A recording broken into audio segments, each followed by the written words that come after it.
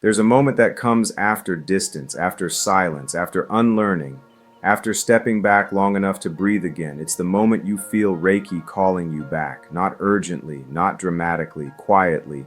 And here's where many practitioners make a mistake. They assume returning to Reiki means returning to the same systems they left, the same structures, the same groups, the same expectations. But returning to Reiki does not require returning to old systems. In fact, sometimes those systems are exactly what you had to step away from to preserve the relationship in the first place. Reiki doesn't live inside organizations, or lineages, or formats. Those things can support the practice, but they are not the practice. When you return after a prodigal phase, your awareness has changed. Your tolerance for performance is lower. Your sensitivity to misalignment is sharper.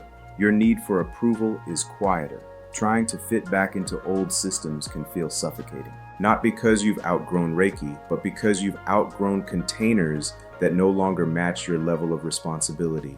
This is where discernment matters most. You don't need to burn bridges. You don't need to make declarations. You don't need to prove anything. You simply need to listen. What structures still support presence? What spaces respect awareness? What environments allow you to practice honestly? Returning to Reiki is about re-engaging the relationship, not re-inheriting old habits.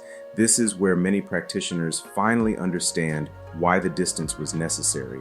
You couldn't return cleanly until you knew what not to return to. Reiki doesn't ask you to be loyal to forms. It asks you to be loyal to truth, and truth evolves. Returning without regression means choosing alignment over familiarity. It means honoring what helped you once without forcing it to define you now. That can feel lonely at first, because there's no script for this stage. But it's also where practice becomes sovereign.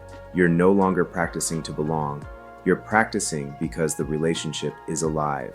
I explore this return and how to re-engage Reiki without collapsing back into outdated systems. In my book, Return of the Prodigal Reiki Practitioners, the shadow side of the Reiki practice. This channel helps you recognize that return doesn't mean retreat.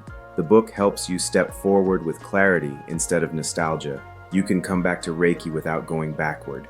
And when you do, the practice meets you exactly where you are now.